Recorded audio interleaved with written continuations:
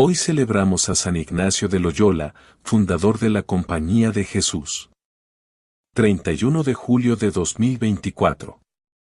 Cada 31 de julio la Iglesia Católica celebra la fiesta de San Ignacio de Loyola, fundador de la Compañía de Jesús, orden religiosa que desempeñó un papel decisivo en la Reforma Católica, también llamada Contrarreforma, de los siglos XVI y XVII. Los miembros de la compañía, cuyo primer general, superior, fue Ignacio, son conocidos como jesuitas, y hoy continúan trabajando al servicio de la Iglesia, vinculados al mundo de la educación y la cultura. San Ignacio de Loyola ejerce muchos patronazgos, de variada índole. Se le considera, por ejemplo, patrono de los ejercicios espirituales, los retiros y las jornadas de conversión o meditación, y, al mismo tiempo, es patrono de quienes integran el ejército o las fuerzas armadas. Este gran santo es uno de los maestros del discernimiento de espíritus, la capacidad de encontrar la voz del Espíritu de Dios en los detalles o situaciones de la vida cotidiana. Asimismo imprimió un carácter renovador a los ejercicios espirituales, práctica característica de la tradición cristiana que consiste en silenciar el exterior, el ruido del mundo, para ingresar en la interioridad del alma, santuario en el que resuena la voz del Creador. En el esfuerzo del seguimiento de Cristo, Ignacio desarrolló una espiritualidad característica que ha inspirado la génesis y el crecimiento de numerosas familias espirituales dentro de la Iglesia, así como de las más diversas iniciativas y obras pastorales. La Compañía de Jesús, la orden que fundó Ignacio, ha provisto a la Iglesia de misioneros, educadores y evangelizadores por siglos, en todo el mundo. Su más noble fruto han sido los cientos de santos y mártires que dieron la vida para mayor gloria de Dios. El Papa Francisco se cuenta entre los hijos de San Ignacio. Íñigo Ignacio López de Loyola nació en Azpeitia, País Vasco, España, en 1491. Desde corta edad quiso ser militar y, como tal, llegó a participar de la batalla de Pamplona 1521, donde fue herido. Posteriormente abandonó las armas para hacerse servidor de la Iglesia.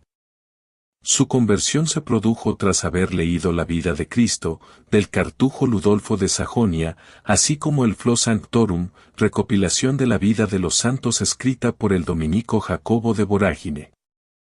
Ambas lecturas lo dejaron impactado y, de manera especial, la segunda lo volcó sobre la vida legendaria de aquellos que vivieron y murieron por Cristo, quien llama a todos a alcanzar la santidad. Ignacio se cuestionaba así: ¿y si yo hiciera lo mismo que San Francisco o que Santo Domingo? Sobre su proceso de conversión, San Juan Pablo II diría: Ignacio supo obedecer cuando, en pleno restablecimiento de sus heridas, la voz de Dios resonó con fuerza en su corazón. Fue sensible a la inspiración del Espíritu Santo. Ade maiorem Dei gloriam, en latín, para mayor gloria de Dios, es, quizás, el lema con el que mejor se identifica al fundador de los jesuitas. Sin embargo, muchos otros tesoros pueden extraerse de sus textos o dichos. Las palabras de este gran santo poseen siempre una fuerza especial que enciende las mentes y los corazones. Ruégale a Dios por todos los que como tú deseamos extender el reino de Cristo, y hacer amar más a nuestro divino Salvador. Entre sus escritos más importantes destaca los ejercicios espirituales, conjunto de meditaciones desplegadas de forma ordenada para que la persona se encuentre consigo misma y con Dios actuando en su vida. Los ejercicios son un auténtico pilar de la espiritualidad católica moderna. En una oportunidad, el Papa Pío XI, haciendo referencia a esta obra, indicó que el método ignaciano de oración guía al hombre por el camino de la propia abnegación y del dominio de los malos hábitos a las más altas cumbres de la contemplación y el amor divino. San Ignacio de Loyola murió en Roma el 31 de julio de 1556. El Papa Paulo V lo beatificó en 1609, y fue canonizado por Gregorio XV en 1622. Hoy, sus restos reposan en la Iglesia de Jesús en la Ciudad Eterna. Su legado y testimonio, siempre actuales, son un verdadero don de Dios por el que todo católico debe estar agradecido. Ignacio de Loyola, 1491, Roma, 31 de julio de 1556, fue un soldado y sacerdote español fundador de la Compañía de Jesús, de la que fue el primer general. En esta orden se profesan los votos habituales de pobreza, castidad y obediencia, además de otro especial de obediencia al Papa. La Compañía de Jesús tuvo un importante papel durante la Contrarreforma. El Papa Gregorio XV lo canonizó el 12 de marzo de 1622 junto con Francisco Javier, Felipe Neri, Teresa de Jesús e Isidro Labrador. Pío XI lo declaró patrono de los ejercicios espirituales en 1922. El metodista Yassi Laman Hurlbut consideró a Ignacio de Loyola como una de las personalidades más notables e influyentes del siglo XVI. En mayo de 1521, cuando era gentilhombre del virrey de Navarra, cayó herido en combate en la batalla de Pamplona frente a un contingente de navarros y franceses que apoyaba el reinado de Enrique II de Navarra. Este hecho sería determinante en su vida, pues la lectura durante su convalecencia de libros religiosos lo llevaría a profundizar en la fe católica y a la imitación de los santos. Así que ya estando sano se propuso peregrinar a Jerusalén, para lo cual necesitaba llegar antes a Roma. En su trayecto se detuvo en Montserrat y Mandesa, donde comenzó a desarrollar sus ejercicios espirituales, base de la espiritualidad ignaciana. A su vuelta de Tierra Santa, comenzó sus estudios y a dedicarse a la predicación, basándose en el método de sus ejercicios espirituales. Fue procesado en Alcalá de Henares y en Salamanca y se le prohibió predicar hasta que no hubiera estudiado 4 años. Decidió continuar sus estudios en París, donde estudió humanidades, filosofía y 1 año y medio de teología. En París decidieron seguirle Pedro Fabro y Francisco Javier, entre otros. Ignacio y sus compañeros acabaron haciendo en Montmartre un voto para vivir en la pobreza, ayudar al prójimo y peregrinar a Jerusalén o, de no ser posible, ponerse a disposición del Papa. Debido a la guerra contra los otomanos fue imposible embarcar a Tierra Santa. Ignacio partió a Roma junto a Pedro Fabro y Diego Laínez, experimentando durante todo el viaje multitud de sentimientos espirituales y una especial confianza en que Dios le sería favorable en esa ciudad. Allí se dedicó a impartir sus ejercicios espirituales, pero pronto sufrió las críticas de personalidades influyentes que difundieron rumores en su contra, acusándolo de ser un fugitivo de la Inquisición. Para impedir que las acusaciones prosperasen y acabasen impidiendo su actividad, Ignacio quiso que se abriese un proceso formal para así ser declarado públicamente inocente. Este proceso se resolvió a su favor. En noviembre de 1538 Ignacio y sus compañeros se pusieron a disposición del Papa. En 1541 se procedió a designar al primer general de la Compañía de Jesús, resultando Ignacio elegido unánimemente por sus compañeros. Sin embargo, rechazó la designación y pidió que la votación se repitiese tras madurarlo más profundamente. Volvió a ser elegido en segunda votación y, tras reflexionar y confesar sus pecados, finalmente aceptó. Estuvo 15 años al frente de la Compañía de Jesús como general, permaneciendo en Roma. La misma prosperó al punto que contaba con más de 1000 miembros en más de 100 casas, en su mayoría colegios y casas de formación, repartidas en 12 provincias al momento de su muerte. Sus ejercicios espirituales, publicados en 1548, ejercieron una influencia proverbial en la espiritualidad posterior como herramienta de discernimiento. Murió el 31 de julio de 1556 y su cuerpo, que fue inicialmente sepultado en la iglesia de Santa María della Estrada, fue trasladado a la iglesia del Jesús, sede de la compañía. Según los biógrafos jesuitas Cándido de Dalmases Jordana y Albert Longchamp, su nombre completo fue Íñigo López de Loyola. Se le puso el nombre del abad San Íñigo, que se corresponde con el nombre de origen prerromano Enneco. En un proceso de 1515 se le llama tanto Íñigo como Enneco. En vasco se le ha llamado Enneco de Loyola. En ocasiones el nombre ha aparecido en latín como Ennecus. Él solía firmar con la fórmula de bondad pobre, Íñigo, ya que la I y la N eran grafías corrientes en lugar de la I y la ñ hasta el siglo XVII.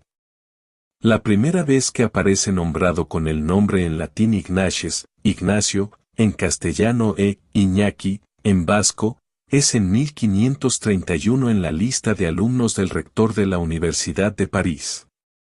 Ignacies aparece también en el diploma de maestro en artes liberales expedido por la Universidad el 14 de marzo de 1534.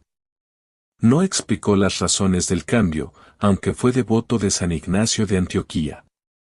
Según un biógrafo del siglo XVI, Pedro de Rivadeneira, tomó el nombre de Ignacio por ser más universal o más común a las otras naciones. En la década de 1540 aún firmaba algunos escritos en castellano con la fórmula de bondad pobre, Íñigo, como la carta que escribió a la monja Teresa Rejadella en 1543 o el recado a Fray Barberá en 1546.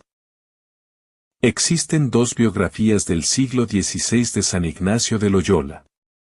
El relato del peregrino, una parte en castellano y otra en italiano 1553 a 1555, que es una autobiografía recogida por el jesuita Luis González da Cámara, disponible en Wikisource.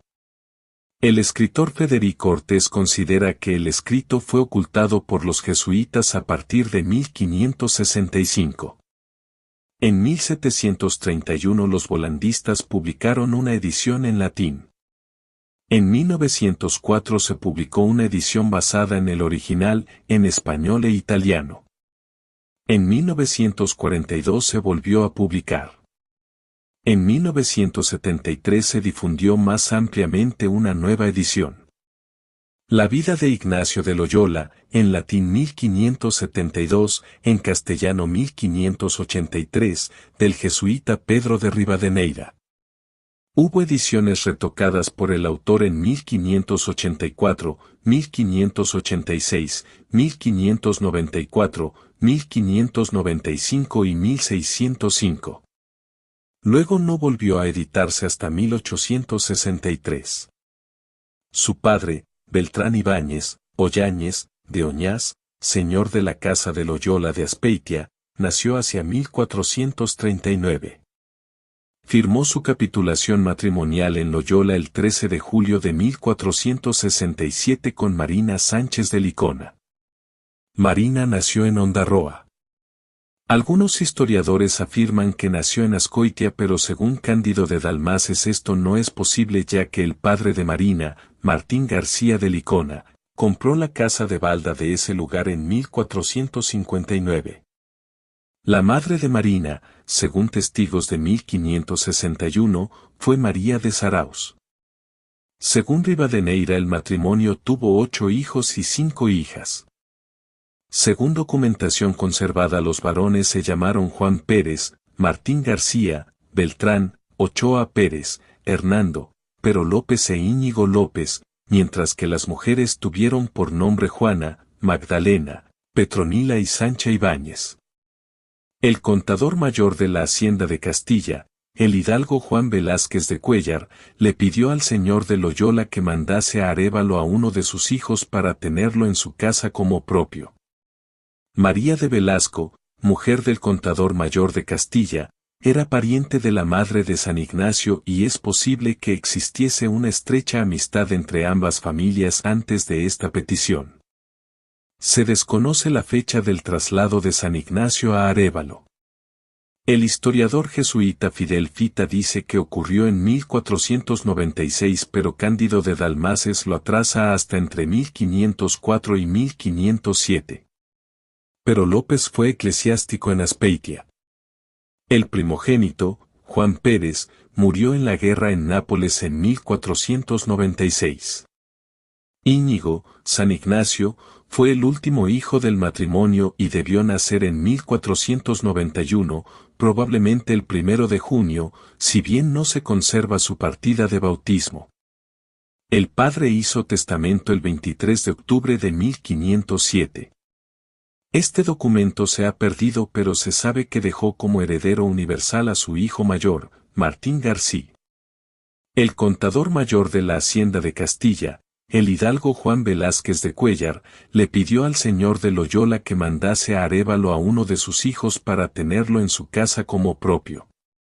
María de Velasco, mujer del contador mayor de Castilla, era pariente de la madre de San Ignacio y es posible que existiese una estrecha amistad entre ambas familias antes de esta petición. Se desconoce la fecha del traslado de San Ignacio a Arévalo. El historiador jesuita Fidel Fita dice que ocurrió en 1496, pero Cándido de Dalmaces lo atrasa hasta entre 1504 y 1507. Juan Velázquez de Cuéllar fue contador mayor desde 1495 y miembro del Consejo Real desde 1497. Su casa estaba en Arévalo, pero estaba obligado a seguir a la corte itinerante de los reyes católicos.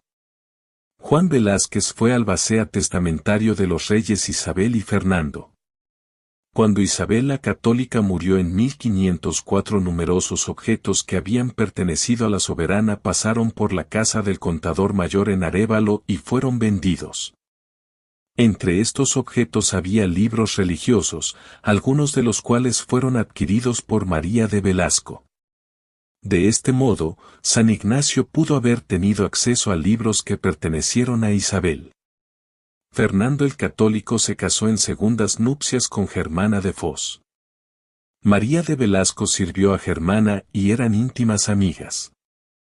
Según Rivadeneira, San Ignacio era muy buen escribano y perfeccionó su letra en Arévalo.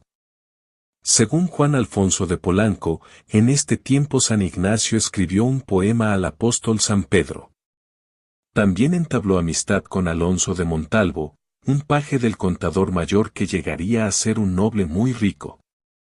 Sobre su personalidad en estos tiempos, el mismo San Ignacio dijo que hasta los 26 años fue dado a las vanidades del mundo y principalmente se deleitaba en ejercicio de armas con un grande y vano deseo de ganar honra. Él, su hermano Pero y algunos otros miembros del clan familiar fueron acusados de cometer actos de violencia contra el clero de la parroquia de Azpeitia, con el que tenían discrepancias, el carnaval de 1515. El crimen habría tenido lugar de noche, con propósito deliberado, a traición y con una emboscada. Hubo un proceso penal, del que se conservan algunos documentos, y finalmente salió liberado. Fernando el Católico estuvo con Juan Velázquez en Segovia, Burgos, Valladolid, Tordesillas, Medina del Campo, Madrid y Toledo.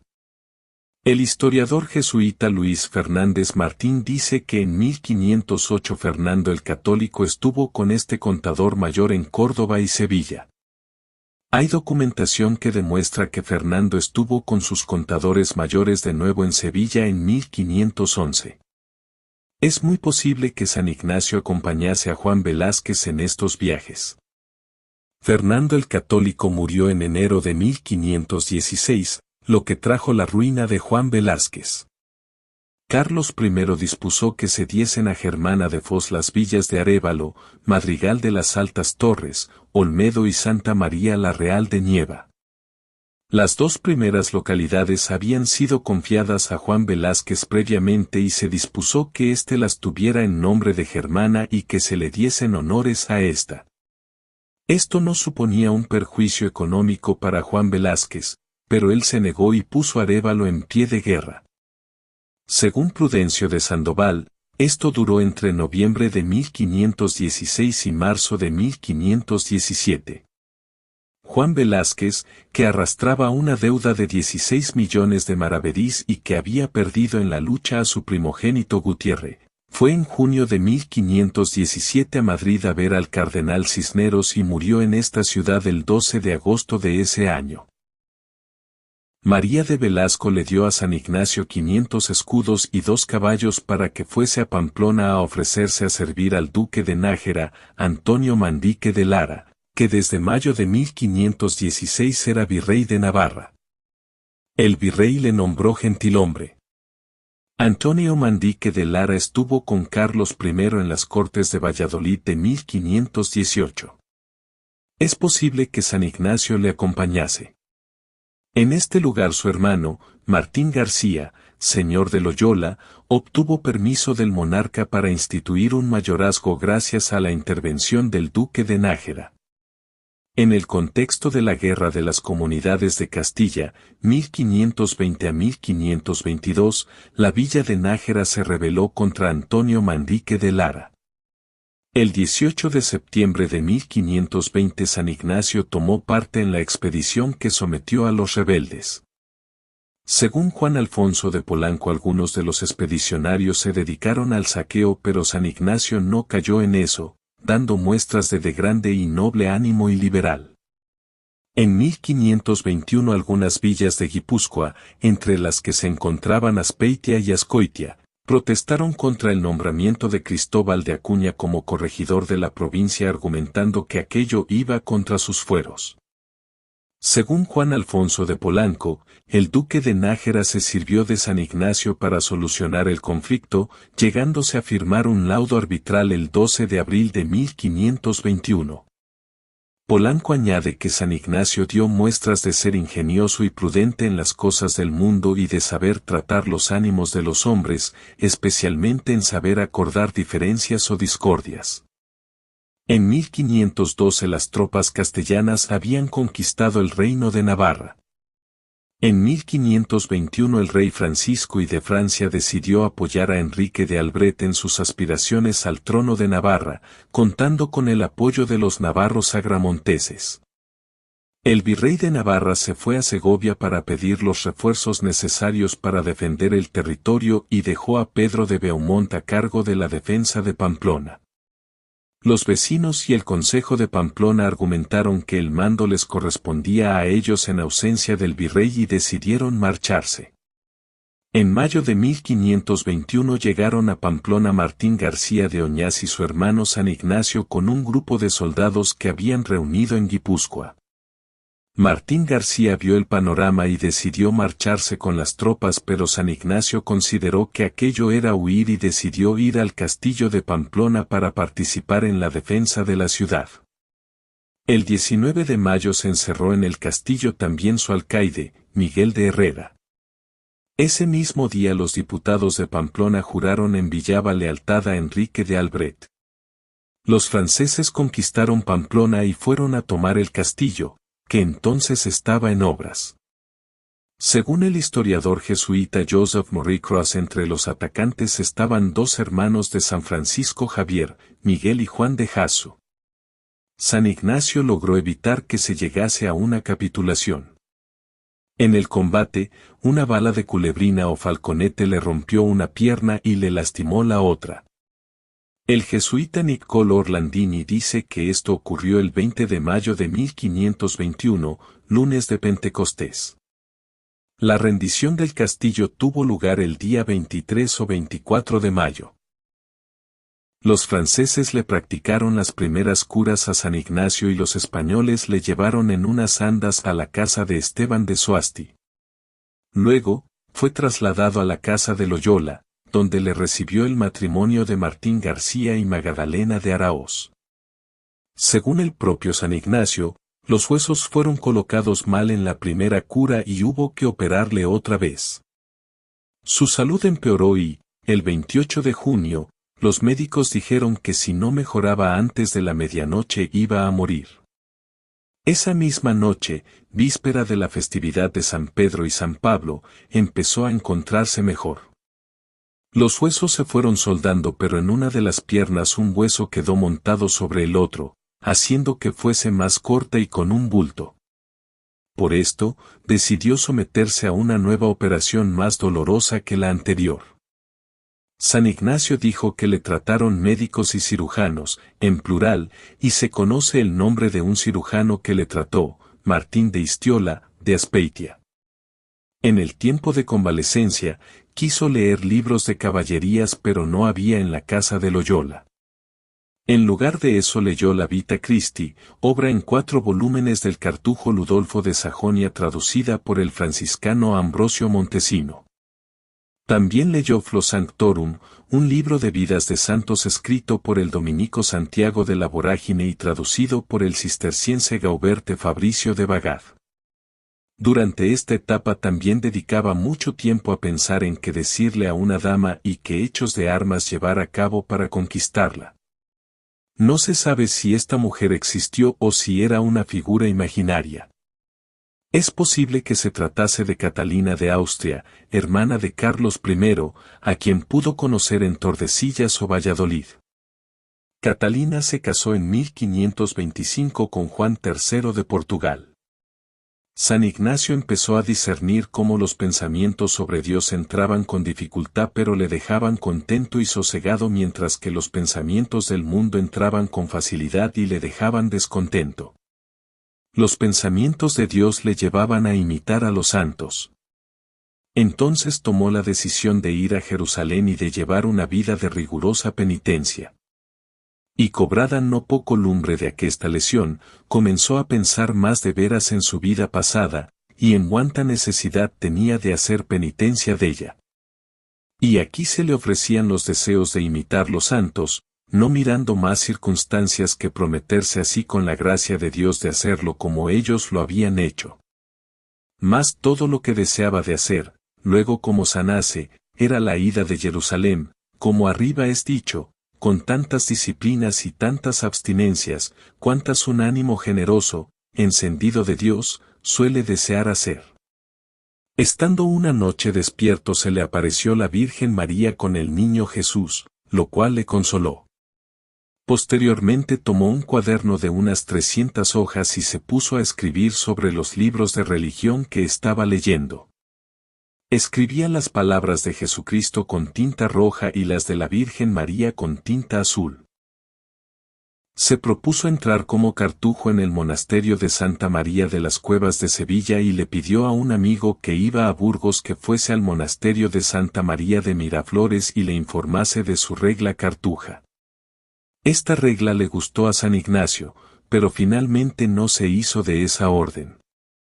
Paralelamente, el 21 de agosto de 1521 el duque de Nájera fue cesado del cargo de virrey de Navarra y, a comienzos de 1522, fue escogido Papa Adriano V, que se encontraba en España. El nuevo papa debía de pasar por Zaragoza y Barcelona antes de llegar a Roma. San Ignacio partió de la casa de Loyola a finales de febrero de 1522 acompañado de un hermano. Este posiblemente fuese el religioso Pero López. Pasaron antes por el santuario de Nuestra Señora de Aránzazu. San Ignacio realizó una vigilia de oración antes de venerar a la Virgen de Aránzazu. Es posible que fuese en este santuario mariano donde realizó su voto de castidad. Posteriormente se despidió de su hermana Magdalena en Anzuola. En este lugar o en Oñate se separó de su hermano y continuó solo hasta el pueblo riojano de Navarrete para encontrarse con el duque de Nájera. Su propósito era despedirse del duque y pedirle unos pocos ducados que le adeudaba.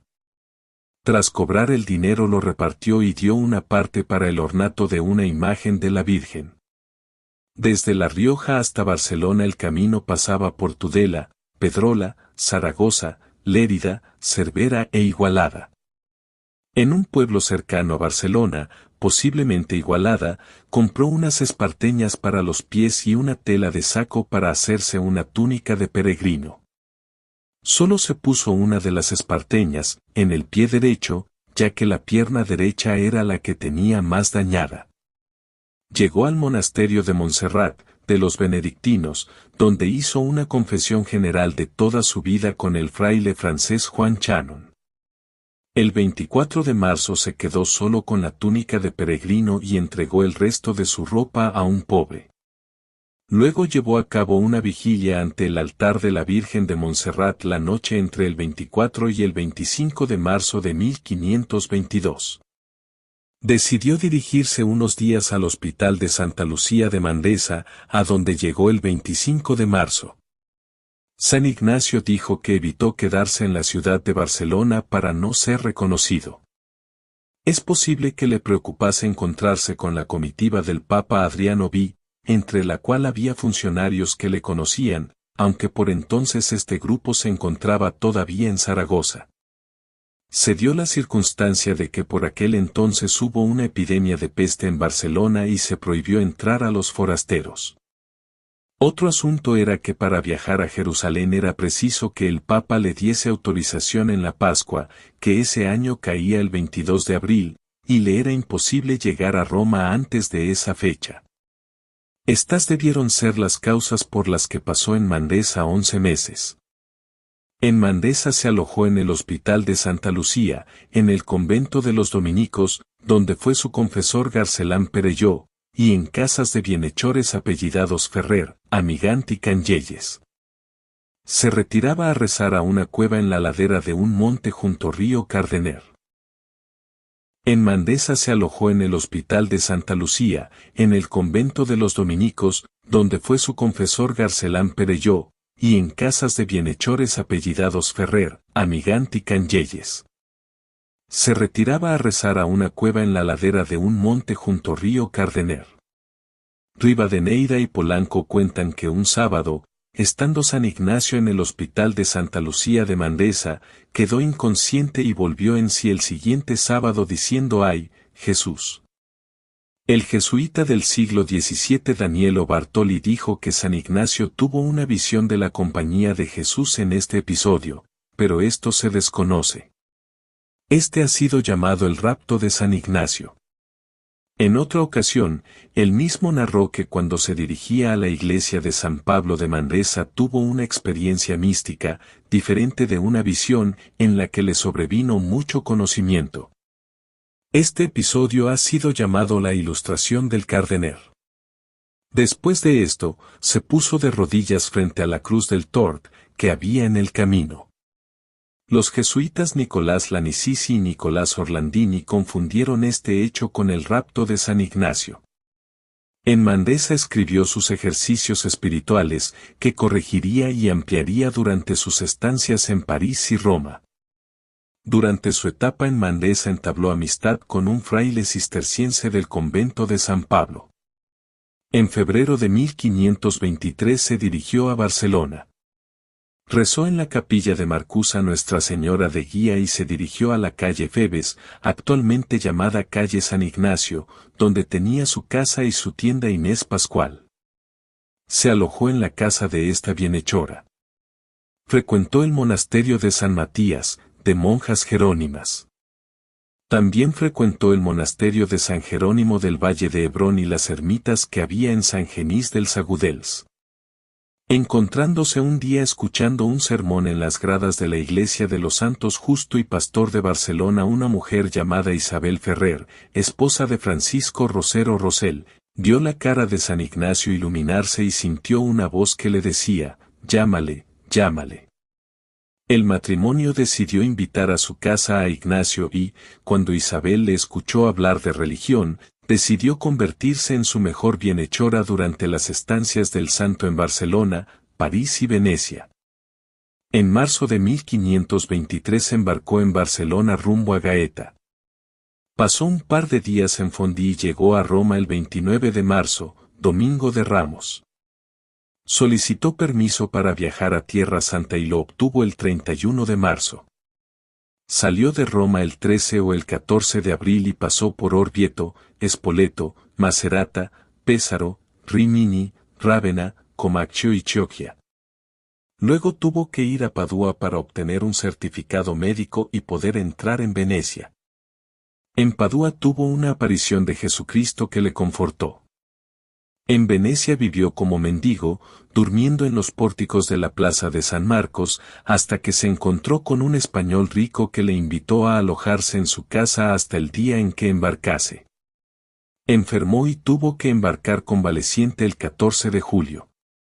Llegó al puerto de Famagusta, en la isla de Chipre, el 14 de agosto. Fue caminando hasta Lárnaca, donde embarcó el 19 de agosto rumbo a Jaffa, a donde llegó el 24 de agosto, pero la tripulación no obtuvo permiso para desembarcar hasta el 31 de ese mes.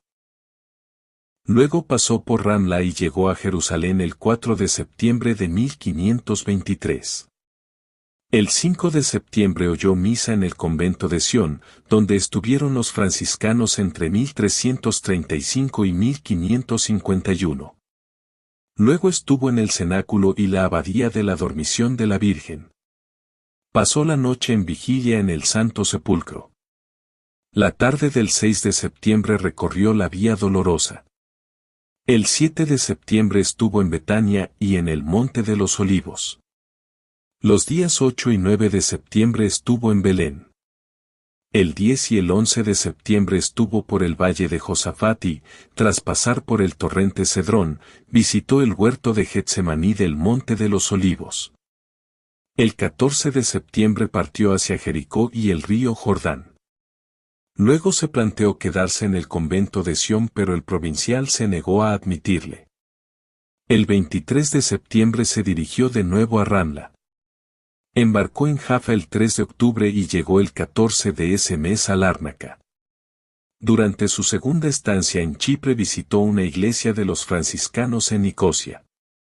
Luego embarcó de nuevo y, a finales de diciembre, llegó a un puerto de la región de Apulia.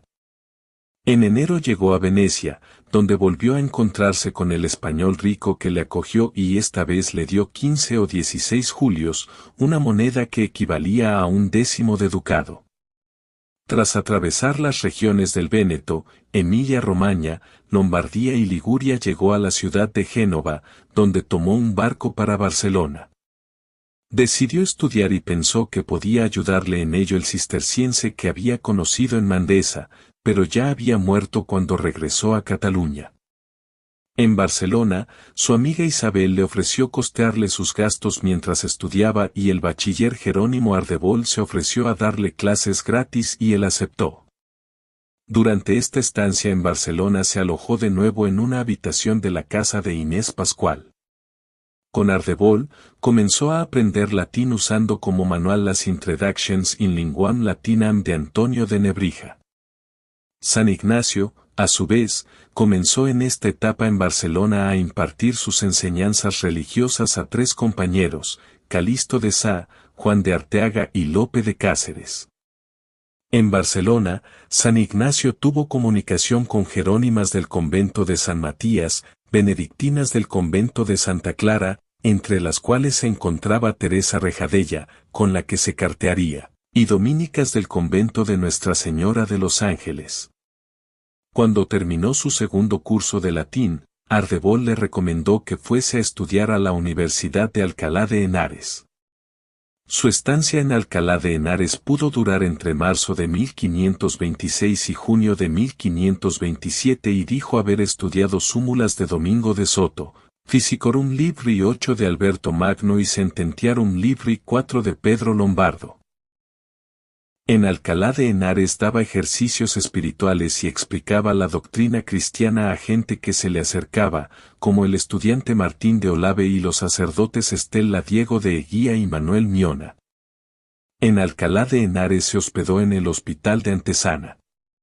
Solía ir con los 3 compañeros de Barcelona, Calixto de Sá, Juan de Arteaga y Lope de Cáceres. En el hospital conoció a Juan Reinalde, un paje herido del virrey de Navarra que decidió seguirle también. San Ignacio y sus compañeros llevaban hábitos de color marrón claro. Los inquisidores de Toledo Miguel Carrasco y Alonso Mejía se presentaron en Alcalá de Henares para investigarle a él y a sus compañeros. El 26 de noviembre de 1526 interrogaron al franciscano Fernando Rubio y posteriormente a un hospitalero. Luego los inquisidores dejaron el asunto a cargo del vicario episcopal de Toledo Juan Rodríguez de Figueroa. Figueroa les dijo a San Ignacio y a sus compañeros que no había encontrado nada malo en ellos, pero que debían dejar de vestir todos el mismo hábito por no ser religiosos, por lo que San Ignacio y Arteaga tiñeron sus ropas de negro y los otros 2 de leonado. Habitualmente acudían hombres y mujeres al hospital a recibir de San Ignacio sus ejercicios espirituales y a que les transmitiera la doctrina cristiana. En 1527 San Ignacio se trasladó a vivir a una pequeña casa. El 18 o 19 de abril fue detenido por un alguacil y metido en la cárcel sin que nadie le dijese por qué.